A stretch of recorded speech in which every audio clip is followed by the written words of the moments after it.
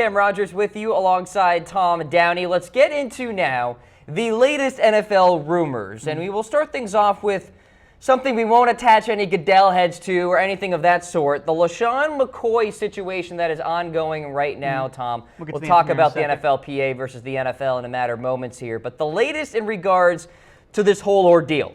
There are a lot of layers here, Tom. Walk us through. Yeah, there's a lot, and I think the big key here is that we're not going to make any judgments yet. I think that's the proper way to go about it because there's a lot we still don't know. But to kind of recap here quite a bit, McCoy was accused in an Instagram post by a friend of his girlfriend / ex-girlfriend, someone who lives in his house, a former relationship. I'm not really sure what their current status is. But McCoy was accused of domestic violence, posted a photo of her, which I think we have that photo as well. Very graphic photo, so just be aware of that. And now that post has since been deleted with the poster saying that the lawyers for Ms. Corden advised her to take it down. Here is that photo, and it is a very graphic photo, so just be wary of that one. Now what we know based on police reports and also Ms. Corden's lawyer is that she was the victim of a home invasion with a house owned by McCoy in Georgia, and that the robbers stole jewelry from Corden. And the lawyer did not outright say it in a statement, but it was heavily implied, without everything but saying in reality, that it was McCoy who was behind the robbery because they targeted specific items of jewelry who McCoy has wanted back, or that McCoy has wanted back from her. So the implication is that McCoy was somehow behind it, was the person who either robbed her, even though he wasn't in Georgia at the time, or hired someone to go do it, something along those lines. So the accusations are very, very serious against LeSean McCoy. Of course, they do still remain just accusations. We'll have to see what actually happens here. But if McCoy is guilty of half the things that he's been accused of so far, it's not good for him. And McCoy has had some issues in the past. There was the fight with off-duty police officers that he faced no charges for. But it's not a good sign for McCoy. As for the Bills, they are investigating, same as the NFL. McCoy has denied any and all involvement, and it's also worth mentioning, because I didn't mention this earlier, that the house that was robbed, McCoy has tried to evict her from in the past. All in all, it's a very confusing and just not super clear yet. And I'll make note of this as well. McCoy has hired an attorney named Don Samuel, whose past clients also feature Ray Lewis and Ben Roethlisberger. Yeah. So there's enough going on here that we do need to mention and report on it, but we're not going to pass any judgment because there's just too much that we don't know at this time. Yeah, a lot of unknowns. The investigation is ongoing. Obviously a fluid situation, Tom. I just want to say before we wrap up here, we're talking about a guy who makes millions of dollars a year wanting jewelry back. If that's the case, yeah. You know, potentially. And I'll answer one question here as well from Tate, who asks if Chris Ivory is going to have a backup to start if and when McCoy is suspended. I think if you see McCoy, something happens to McCoy there, they're going to go out and get another halfback. Well, there's some buzz that they might cut him. They need depth there. Yeah. All right, so that's the latest surrounding LeSean McCoy. We'll have more for you on NFL Daily. Let's go to the rumors now. NFLPA versus NFL over the national anthem. Is it happening, Tom? It's going to happen. It's going down. This isn't a surprise, right? We mentioned this when the NFL first announced their anthem policy. The NFLPA was not on board with this. And from the NFLPA's perspective, I get it. The NFL made a unilateral decision to impose an anthem policy that they didn't consult the NFLPA or the NFL players on. So if you're the NFLPA, you're like, now wait a minute. How come we don't get input on this? We're 50%. Pretty sure they're a little more angry than that, Tom. Yeah, I am being nice and neutral, I guess. The NFLPA, I'm sure, was like, how dare you, first of all. Second off, this violates the CPA, is their accusation. So they're now going to go to an independent mediator there, and it's not going to go away. This is the exact opposite of what the NFL wanted to do, because it's not going to go away anytime soon, Cam. Of course it's not. And look, you're going to have the players. It's a straight-up mess. That will still kneel during the national anthem. I will firmly tell you that I believe there will be players that will still kneel. There will. On the field, by the way, because there's the option to stay in the locker room. But if they're on the field and they're kneeling and the teams get fined, the teams then can kind of pass along those fines to the players themselves. It's going to get messy, and I think locker rooms are going to be divided eventually. And now you have the NFLPA fighting for player rights. I still think the simplest answer is just put everyone in the locker room like they used to do. I think it's not necessarily an ideal solution, but I think it's a better one than the one the NFL currently has.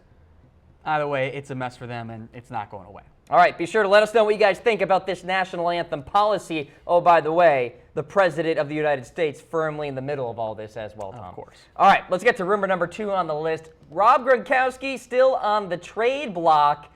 Some buzz out there that maybe he could be on the move. Yeah, Greg Bedard of the Boston Sports Journal talked to one AFC executive who says, you know what?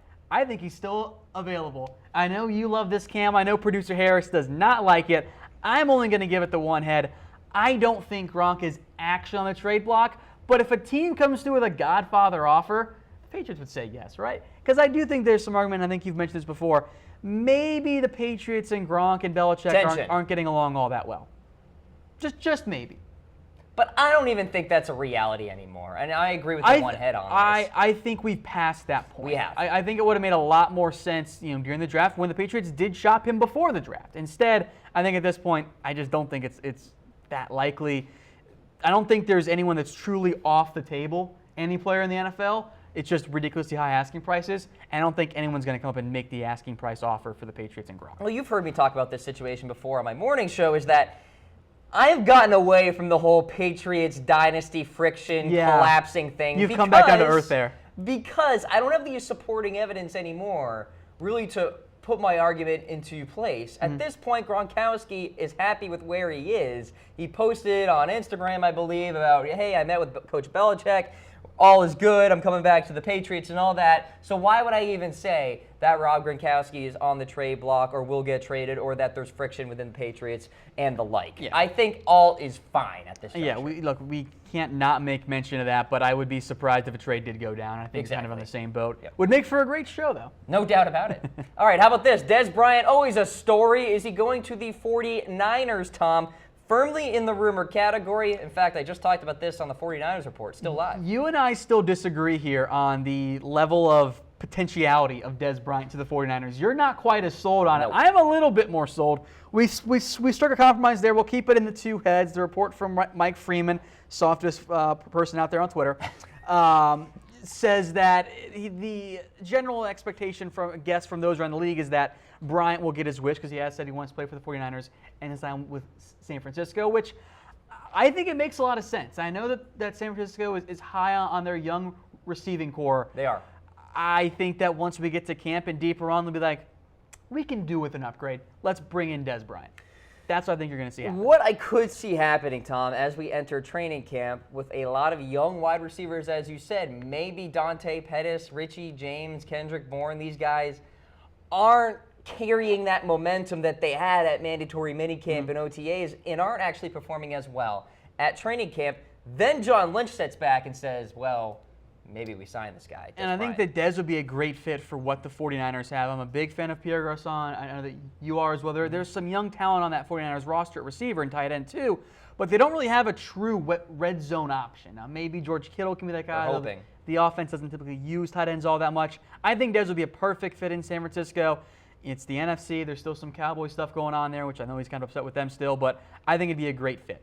All right, be sure to let us know what you think about Dez Bryant. Where is he headed? A lot of opinions out there. We'll get to our predictions later when we get to that list of available free agents. All right, folks, you're watching NFL Daily, presented by Man Crates. Do you know an awesome guy who needs a gift at Man Crates? Gifts are carefully curated like a museum, but actually exciting. Personalized barware, jerky grams, project kits, and so much more. Mancrates.com. Awesome gifts, guys. Love, Tom. If you need a birthday gift for the man in your life, don't get him a tie. Just get him a Man Crate. It's the perfect get there. If every guy likes something, and Man Crate's got something for that guy in your life. And while you're doing it, you can even drop a hint and get one for yourself. Okay. Maybe the sunscreen crate is for me. There you go. All right, folks, let's continue along here on the NFL Rumors section. Cam Rogers with you, Tom Downey alongside here. Tom, let's talk Le'Veon. Long-term deal, only got 5 days. I don't think it's going to go down. We're going to give this one the 3 heads that it won't happen. It doesn't sound likely that a deal will happen, and that's a bit unfortunate, I think, for Lev Bell and for Pittsburgh, but it's a simple matter that they're at different spots in terms of what they're willing to offer. Lev Bell wants $17 million a year. Pittsburgh, I think their max is kind of more $15 million. If that. And I think it's a fair debate because Lev Bell is absolutely incredible. He is one of, if not the best halfback in the NFL. he puts up numbers that mirror more of a wide receiver 2 and a halfback. I mean, 321 carries, 85 receptions. Those are unbelievable amounts of workload. At the same time, if you're Bell and the Steelers, you both know, you know what, at a certain point, there's going to be too much workload here. Like, the body just simply can't handle that. And you can see the highest paid halfbacks. Lev Bell wants 17 a year. Look at that gap, It's Tom. double. Look, the halfback market in general is all kinds of messed up because Fournette, and we'll get to Barkley here in a little bit once he officially signs, that those guys are, the rookies are among the highest paid halfbacks in the NFL. And that's the crazy part, the guaranteed money. It's going to be Fournette, Zeke, and Barkley at the top. 3 first-year players, or I should say first-year contracts. So the halfback market is all kinds of messed up. Lev Bell wants to reset it. Pittsburgh's like, maybe not. So I don't think you're going to see a contract get done before the franchise tag deadline on Monday. I think that'll lead to a Lev Bell holdout, and then we'll do the same song and dance next year when it's a little bit more likely that Lev Bell could hit the open market. How fun would that be? And could a team like, I don't know, let's just throw out the Jets, who are going to have a lot of cap space, could they come through with a ridiculous offer? Heck, the Colts. Colts also a good fit. Yeah. In terms of cap space. So just keep an eye on Lev Bell. I don't know how much longer he'll actually be in Pittsburgh. All right, so we'll see what happens with Le'Veon Bell. They have until the July 16th, the deadline, to get that long-term deal done. All right, folks, let's go to the next rumor here. Cam Newton, is he on the hot seat, Tom?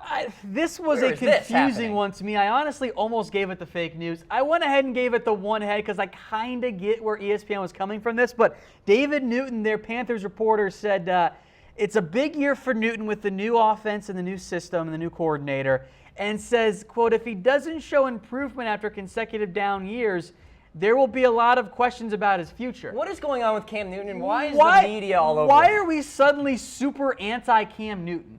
Like, I don't understand where this is coming from. This is multiple NFL dailies now where there's been massive criticism of Cam Newton. Are we forgetting that he just won an MVP not that long ago? Mm-hmm. Are we forgetting that, yeah, his INTs went up and he's probably never going to be a 60% completion guy consistently, but it's okay because he's one of the best running quarterbacks in the NFL? Like, I get that Newton has a new system, and if he struggles, maybe we can have that discussion, but to put him on the hot seat, I find it confusing, especially when it's about the NFC South, and Dirk Cutter exists, and so does Jameis Winston. Why are we even putting Cam Newton in the same discussion there? So maybe I should have given a fake news game. Yeah, it maybe sounds like you're leaning towards that. I changed my vote. All right, fake news it is. Live edit here on the show. Let's go to the next rumor here. Jason Garrett, does he have the hottest seat among the coaches in his division? This one I agree with. Easy. And this is coaches, players, all of it. This is a no-brainer. It's a 4-header for me because if the Cowboys miss the playoffs, I will not at all be surprised. In fact, I expect it to be the case that Jason Garrett gets canned. And in a very, very tough NFC, that's a strong possibility that Garrett gets the boot, Cam. Because at a certain point, you need to actually make it to the playoffs consistently and win. I know the Cowboys have a young team, and they're kind of resetting some stuff on offense, especially at the receiving core. But they regressed last year. Yeah, there were injuries. If the Cowboys miss the playoffs, I think it's bye-bye Garrett after that. Well, let's say the Cowboys make the playoffs and they go one and done. Still fired? I think it depends how. Like, if they have a similar year where maybe they just barely squeak in and they get blown out, then I think possibly. Okay. You know, if they get a bye and then lose, probably not, because I still think byes should count as a playoff win because you were so good in the regular season that you didn't have to play. It should count as a win. That's just beside the point. I agree. But again, I think that there's a real chance that Garrett gets canned this year. And I think that if the Cowboys win the playoffs, which is kind of what I expect to happen because it's a tough NFC, I think Garrett's gone unless there are a lot of injuries. That's kind of his saving grace. If the Cowboys win 7 games, but Dak and Zeke and Tyron and Martin, Frederick and Lee and whomever all get hurt, then maybe the Cowboys get a second chance. But I don't know if the Scott Linehan-Jason Garrett combo is ideal for Dak Prescott. All right, folks, we want to remind you to subscribe to our YouTube channel, youtube.com/chatsportstv. Get it done, folks. The subscriber base, Tom, is growing rapidly. We want you guys to be a part of it as well. 100K is the next mark. Once we get to that, we'll be very excited. We're approaching 55K. I think we get that on the show. We'll be popping the champagne. Those are rookie numbers. You got to pump those numbers up, folks. All right, let's get to rumor number 7 here. Kenny Vaccaro to sign before training camp. It's 2 heads. 2 heads. I think this will happen. Like, I wouldn't be surprised, but shouldn't he have already signed, though? Like, the safety market's really weird. There hasn't been a lot of interest. I think everyone's a little bit scared of the whole Eric Reid situation, which we'll get to later. But the expectation from one of the Saints beat writers that he thinks he'll sign with the team before camp. But he also says there was no need to hurry and sign a deal when free agency opened, which I'm kind of like, okay, maybe. I don't really get that. So I'll stick with the two heads there. I know that I am a big fan of Kenny Vaccaro, Cam. I'm not quite sure how you feel on him, but I'm just You're just on him. I would sign him if I'm a team like the Cowboys who need a fourth safety or something along those lines. I don't know. I'm not sold on that he'll be signed by camp. I'm more of a Trey He'll get Boston signed guy. at some point, but I just don't know when exactly it's going to be. All right. So Kenny Vaccaro, two heads on his getting signed before training camp. And next up on the list, DeMarco Murray. Is he going to sign soon? I almost gave this one head. Instead, I went ahead and stuck with the two because I just don't fully know about DeMarco here. Now, he went on Adam Schefter's podcast and said, oh, yeah, I had discussion with like 4 or 5 teams I think would be a good fit. You know, I'm not trying to be the number one back. I just want to win, all the right things. We know 3 of the teams that he talked with, the Dolphins, Seahawks, and Lions. Mm-hmm. All those teams signed or drafted halfbacks. They're fine. The Saints were another team that he passed on a workout for, and they signed somebody else. So there are 4 teams. Did he actually talk with a 5th team or 6th team? I don't know if DeMarco's actually going to sign anytime soon, Cam. I think this might be a situation where, and the halfbacks in general fall in this category, they wait for the injuries to come, and then they go sign somewhere, which makes sense for all parties involved. I want to answer a question. Tate chiming in on YouTube Live asking about the Seahawks. Could they get DeMarco Murray?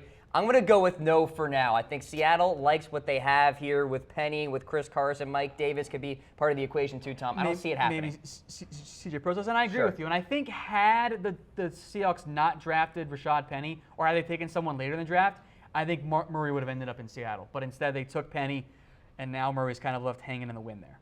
All right, we'll talk about DeMarco later in the show as well, but let's get to our final rumor here on the list. Connor Barwin to sign with a Super Bowl contender. I went with 3 because the quote from Martin where he says he's going to go somewhere where he thinks he can win a Super Bowl. And I know if I know one thing about NFL players, wherever they sign, they're going to think that they can win. So even if Connor Barwin signs with like a borderline wildcard team, he's going to say he signed with a contender. Okay. So that's what he's going to say there. I'm curious to see where Barwin ends up going. We haven't put him in our top 25 free agency list because I don't know if he's actually a top 25 free agent, quite frankly. I think that he's just not the same guy anymore. I think he's just not that talented of a player, but I am excited to see where he goes. He can still be a decent backup defensive end / outside linebacker who can also provide some veteran leadership too.